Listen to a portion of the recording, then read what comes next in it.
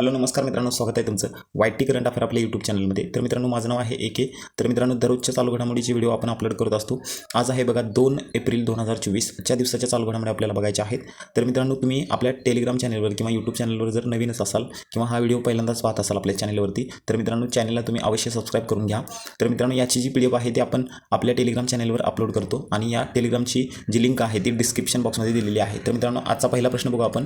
तर मित्रांनो बघा, हॉकी इंडियातर्फे दिला जाणारा मेजर ध्यानचंद जीवनगौरव पुरस्कार 2023 कोणाला भेटलेला आहे? तर मित्रांनो, त्यांचं नाव आहे बघा अशोक कुमार, असं त्यांचं नाव आहे, ज्यांना हा पुरस्कार भेटला. कोणता पुरस्कार? मेजर ध्यानचंद जीवनगौरव पुरस्कार 2023. तर मित्रांनो, त्याच्या पुढचा पॉईंट बघू. हे आहेत बघा अशोक कुमार. त्यानंतर त्याच्या पुढचा पॉईंट बघा, या पुरस्काराबद्दल आपल्याला चर्चा करायची आहे. तर बघा, 1000पेक्षा अधिक गोल नोंदवणाऱ्या भारतीय हॉकीपटू म्हणजेच ध्यानचंद. तर मित्रांनो, 1905 ते 1979 बघा यांच्या नावावर हा पुरस्कार देण्यात येतो. त्यानंतर हा पुरस्कार कोण देतं बघा, तर क्रीडा युवा मंत्रालयाद्वारे हा पुरस्कार देण्यात येतो. त्यानंतर पहिला पुरस्कार बघा 2002 साली देण्यात आला होता. आणि या पुरस्काराचे मानकरी कोण कोण होते बघा मित्रांनो, शाहूराज बिराजदार, त्यानंतर हे मुष्टियुद्धासाठी होते. अशोक दिवान होते हॉकीसाठी. त्यानंतर ना घोष होत्या बास्केटबॉलसाठी. तर मित्रांनो बघा, दरवर्षी हा पुरस्कार 3 ते 5 खेळाडूंना देण्यात येतो. तर मित्रांनो, हा प्रश्न तुम्हाला समजला असेल. पुढच्या प्रश्नाकडे वळू आपण. प्रश्न क्रमांक 2 बघा, उत्तर प्रदेशातील कोणत्या ठिकाणाच्या सांझी क्राफ्टला GI टॅग प्रदान करण्यात आलेला आहे? तर मित्रांनो, हे मथुरा या ठिकाणी हे ठिकाण आहे. तर मित्रांनो, त्याच्या पुढचा पॉईंट बघा, आता भौगोलिक निर्देशांकाबद्दल आपल्याला चर्चा करायची आहे. जर तो कायदा जर तुम्हाला परीक्षेमध्ये विचारला तर तुम्हाला काय सांगायचं आहे? नोंदणी आणि संरक्षण कायदा, या कायद्याद्वारे हा पुरस्कार दिला जातो. 1999चा तो कायदा आहे. WTO कराराद्वारे ते केलेला आहे. तर हे पण तुम्हाला काय करायचं आहे? लक्षात ठेवायचं आहे. तर मित्रांनो, प्रश्न क्रमांक 3 बघू. देशातील कोणत्या बघा राज्यातील 19 पारंपरिक हस्तकला वस्तूंना GI टॅग प्राप्त झालेला आहे? तर मित्रांनो बघा, आसाम राज्य आहे, तिथं 19 पारंपरिक हस्तकला वस्तूंना नुकताच GI टॅग प्राप्त झालेला आहे. तर मित्रांनो बघा, कशाबद्दल बोलण्यात आलं आसामबद्दल? तर आसामचे जे CM आहेत त्यांचं नाव काय आहे? हेमंत बिस्वा शर्मा. त्यानंतर त्यांचे जे राज्यपाल असणार आहेत त्यांचं नाव आहे गुलाबचंद कटारिया. तर मित्रांनो, त्याच्या पुढचा पॉईंट बघा, काही वस्तू आहेत बघा, या 19 पैकी मी 4 आणलेली आहेत. आपल्याला सगळी नावं आणणं शक्य होणार नाही मित्रांनो एवढ्या व्हिडिओमध्ये. तर मित्रांनो बघा, आसाम बिहू ढोल, त्यानंतर आसाम जापी, हा एक बांबूची टोपी आहे. त्यानंतर बघा, सार्देबारी धातूचे शिल्प आहे आणि अंशरकांडी टेराकोटा कलाकुसर असं एक त्या वस्तूचं नाव आहे. तर मित्रांनो, हे 4 तुम्हाला लक्षात ठेवायचे आहेत, कारण हे महत्त्वाचे आहेत ते मित्रांनो मी इथपर्यंत आणलेले आहेत. तर पुढचा पॉईंट बघा, प्रश्न क्रमांक 4 बघा, भारताचा टेनिसपटू ... ऑस्ट्रेलियाचा टेनिसपटू मॅथ्यू एबन यांनी मियामी ओपन टेनिसचे पुरुष दुहेरीपद विजेतेपद पटकावलेले आहे. तर मित्रांनो, ही रिकामी जागा आपल्याला भरायची आहे. तर मित्रांनो, त्यांचं नाव काय आहे बघा, रोहन बोपन्ना असं त्यांचं नाव आहे. हे तुम्ही फोटोमध्ये बघू शकता. ऑस्ट्रेलियाचा टेनिसपटू मॅथ्यू एबननी मियामी ओपन टेनिसचे पुरुष दुहेरी विजेतेपद पटकावलेलं आहे. हे पण तुम्हाला लक्षात ठेवायचं आहे. हा आपल्या भारताचा खेळाडू आहे रोहन बोपन्ना. तर मित्रांनो, त्याच्या पुढचा पॉईंट बघा, भारताचा टेनिसपटू रोहन बोपन्नाने टेनिस दुहेरी चे कितवे विजेतेपद पटकवलेले आहे? तर मित्रांनो बघा, 26 नंबरचे त्यांचे ते विजेतेपद आहे. तर मित्रांनो, त्याच्या पुढचा पॉईंट बघा आपण. बघा, प्रश्न क्रमांक 5 बघू आपण. भारताच्या इतिहासातील वायकोम सत्याग्रहाला नुकतेच किती वर्ष पूर्ण झाले? तर मित्रांनो, हा प्रश्न आहे बघा, नुकतेच मित्रांनो वायकोम सत्याग्रहाला बघा 100 वर्ष पूर्ण झालेली आहेत. तर त्याविषयी आपल्या 2 प्रश्न आणलेले आहेत बघा. हा सत्याग्रह कशासाठी झाला होता? तर मंदिर प्रवेश त्याचं मूळ कारण होतं बघा. वायकोम येथील मंदिर प्रवेश आंदोलनाचे नेतृत्व कोणी केले? तर बघा, 30 मार्च 1924 ते 23 नोव्हेंबर 1925 पर्यंत 604 दिवस म्हणजेच 20 महिने. तर मित्रांनो बघा, झालेल्या वायकोम सत्याग्रहाने संपूर्ण भारतभर मंदिर प्रवेश आंदोलनाची सुरुवात केली आणि याचे नेतृत्व कोणी केलं? TK माधवन, KP केशव मेनन यांनी हे नेतृत्व केलेलं आहे. तर मित्रांनो, त्याच्या पुढचा पॉईंट बघू आपण. बघा, वायकोम हिरो म्हणून कोणाला ओळखलं जातं? तर मित्रांनो बघा, EV रामास्वामी पेरियार नंतर काँग्रेससोबत सत्याग्रहात सहभागी झाले आणि 2दा तुरुंगवास भोगला. त्यामुळे यांना मित्रांनो काय केलं जातं?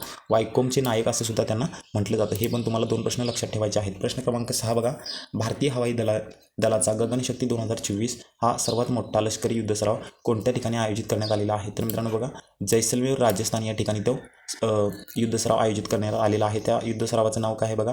गगनशक्ती 2024. हे पण तुम्हाला लक्षात ठेवायचं आहे. तर बघा, जैसलमेर राजस्थान येथे कोणत्या कालावधीत दरम्यान भारतीय हवाई दलाच्या गगनशक्ती 2024 हा लष्करी सराव आयोजित करण्यात आला? तर मित्रांनो, 1 ते 10 एप्रिलच्या दरम्यान हा युद्ध सराव आयोजित करण्यात आलेला आहे. तर मित्रांनो, पुढचा पॉईंट बघा, महाराष्ट्र राज्याच्या बालमृत्यू दरात प्रति 1022 वरून किती घट झालेली आहे? तर मित्रांनो बघा, 18वर महाराष्ट्र राज्याच्या बालमृत्यू दरात प्रति 1022 वरून किती घट झाली? 18वर. तर मित्रांनो, 4ची घट झालेली आहे. तर मित्रांनो, त्याच्या पुढचा पॉईंट बघा, महाराष्ट्र राज्याच्या नवजात मृत्यू दर प्रति 1013 इतका होता. आता तो कितीपर्यंत पोहोचलेला आहे? तर मित्रांनो बघा, 11वर पोहोचलेला आहे. हे मित्रांनो नवजात मृत्यू दर आहे. त्यानंतर इथं आहे बाल मृत्यू दर आहे. तर मित्रांनो, त्याच्या पुढचा पॉईंट बघा आपण. बघा, महाराष्ट्र राजभवन मुंबई येथे कोणाच्या हस्ते सागरी सप्ताहाचे उद्घाटन करण्यात आले? तर मित्रांनो बघा, सागरी सप्ताहाचे उद्घाटन करण्यात आले आपल्या राज्याचे राज्यपाल रमेश बैस यांच्या हस्ते ते उद्घाटन करण्यात आले. तर मित्रांनो बघा, राज्यपाल रमेश बैस उपस्थितीत मित्रांनो बघा त्यांच्या 61व्या राष्ट्रीय सागरी दिवस साजरा करण्यात आला. त्यानंतर मित्रांनो बघा, तसेच सागरी सप्ताहाचे म्हणजे मर्चंट नेव्ही वीक शनिवारी राजभवन येथे उद्घाटन करण्यात आले. तर मित्रांनो हे पण खूप महत्त्वाचं आहे.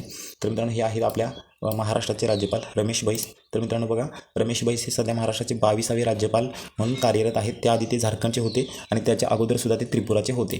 तर मित्रांनो त्याच्या पुढचा पॉईंट बघा, प्रश्न क्रमांक 9 बघा, गमानी नावाचे चक्रीवादळ कोणत्या देशामध्ये आलेले आहे? तर मित्रांनो बघा, मादागास्कर या देशामध्ये गमानी नावाचे चक्रीवादळ नुकतेच आलेले आहे. तर त्यांची राजधानी कोणती आहे बघा, अंतानानारिवो. त्यानंतर चलन कोणतं आहे बघा, मालागासी एरिएरी. आणि मादागास्करचे पंतप्रधान कोण आहेत बघा, ख्रिस्तियन नटसाय असं त्यांचं नाव असणार आहे. तर मित्रांनो त्याच्या पुढचा पॉईंट बघा आपण, बघा इतिहासातील सर्वात मोठे वादळ कोणते होते असा प्रश्न परीक्षेला येऊ शकतो. तर बघा, फिलिपाईन्समध्ये सुपर टायफून वॉर्लिंग म्हणून ओळखले जाणारे टायफून टिप असं त्या वादळाचं नाव आहे. तर मित्रांनो त्याच्या पुढचा पॉईंट बघा आपण, प्रश्न क्रमांक 10 बघा, हॉकी इंडियाच्या 2023 वर्ष सर्वोत्तम हॉकीपटूचा बलबी सिंह वरिष्ठ पुरस्कार कोणाला प्रदान करण्यात आलेला आहे? तर मित्रांनो बघा, हा जो पुरस्कार आहे तो हार्दिक सिंह यांना देण्यात आला. कोणता पुरस्कार? बलबी सिंह वरिष्ठ पुरस्कार. कोण देतं? हॉकी इंडिया 2023चा. तर मित्रांनो पुढचा पॉईंट बघा, हे आहेत बघा आपले हार्दिक सिंह. तर मित्रांनो परीक्षेमध्ये तुम्हाला असा पण प्रश्न येऊ शकतो, हार्दिक सिंह हे कोणत्या खेळाशी संबंधित आहेत? तर तुम्हाला काय सांगायचं आहे? हॉकीपटू आहेत ते. तर पण बघा, हॉकी इंडियाच्या वार्षिक पुरस्कारामध्ये कोणाला सर्वोत्तम गोलरक्षक पुरस्कार प्रदान करण्यात आला? तर मित्रांनो बघा, गोलरक्षक पुरस्कार कोणाला भेटलेला आहे? PR श्रीजेश यांना भेटलेला आहे. तर मित्रांनो हे तुम्ही फोटोमध्ये बघू शकता. त्यांची जी निवड आहे ती आंतरराष्ट्रीय ॲथलेटिक्स सहअध्यक्षपदी त्यांची निवड झालेली आहे. हे पण तुम्हाला लक्षात ठेवायचं आहे. बसिरो डिओमाये यांची कोणत्या देशाच्या राष्ट्राध्यक्षपदी निवड झालेली आहे? तर मित्रांनो या प्रश्नाचं उत्तर आहे बघा, सेनेगल देशाच्या राष्ट्राध्यक्षपदी कोणाची निवड झाली? बसिरो डिओमाये असं त्यांचं नाव आहे. तर मित्रांनो हे आहेत बघा, बसिरो डिओमाये असं त्यांचं नाव आहे. तर मित्रांनो त्या देशाचं जे चलन आहे ते आहे दाये. त्यानंतर राजधानी कोणती आहे? डाकर. हे पण तुम्हाला लक्षात ठेवायचं आहे. तर पुढचा पॉईंट बघा, प्रश्न क्रमांक 13, इंद्रा ॲप नुकतेच लॉन्च करण्यात आले. ते कोणत्या ते कशाशी संबंधित आहे? तर मित्रांनो ते हवामानाविषयी संबंधित आहे. तर ॲप हे आहे बघा, इंद्रा ॲप. ते कशाशी संबंधित आहे? हवामानाशी. हे पण तुम्हाला लक्षात ठेवायचं आहे. तर पुढचा पॉईंट बघा आपण, कोणत्या राज्यातील जायफळ टॅफी म्हणजेच कॅन्डी तयार करण्याच्या प्रक्रिया आणि उत्पादनाला पेटंट मिळालेलं आहे? तर मित्रांनो हे जे आहे ते गोव्यामधलं आहे बघा. तर हे बघू शकता तुम्ही फोटोमध्ये. याचं नाव काय आहे? जायफळ टॅफी म्हणजेच ही कॅन्डी. तर मित्रांनो याला काय मिळालेलं आहे?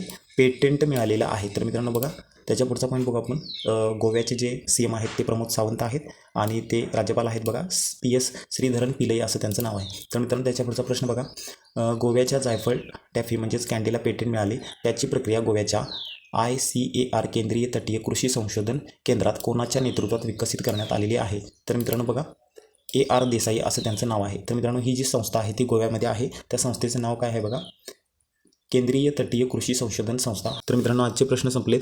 परत भेटू उद्याच्या व्हिडिओमध्ये. तोपर्यंत धन्यवाद.